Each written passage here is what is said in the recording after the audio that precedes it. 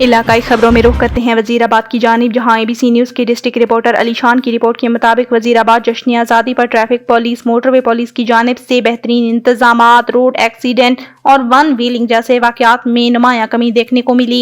दूसरी जानिब incharge traffic warden police Imran Gujjar हमरा अपनी टीम रोड पर शहरियों को ड्राइविंग के बारे में हिदायत देते हुए नजर आए। 14 अगस्त के मौके पर ABC न्यूज़ से खसूसी गुफ्तगू में इनका मजीद क्या कहना था, आइए आपको सुनाते हैं। अस्सलाम वालेकुम नाज़रीन, ABC न्यूज़ के साथ मैं हूं मियां अली शान और मेरे साथ traffic warden police incharge Imran Gujjar साहब मौजूद हैं। आइए इनसे 14 अगस्त के हवाले से जानते हैं ये क्या कहते हैं। बिस्मिल्लाहिर्रहमानिर्रहीम। सबसे पहले सिटी ट्रैफिक पुलिस गुजरांवाला और ट्रैफिक पुलिस वज़ीराबाद की तरफ से तमाम लोगों को जश्न आज़ादी मुबारक है।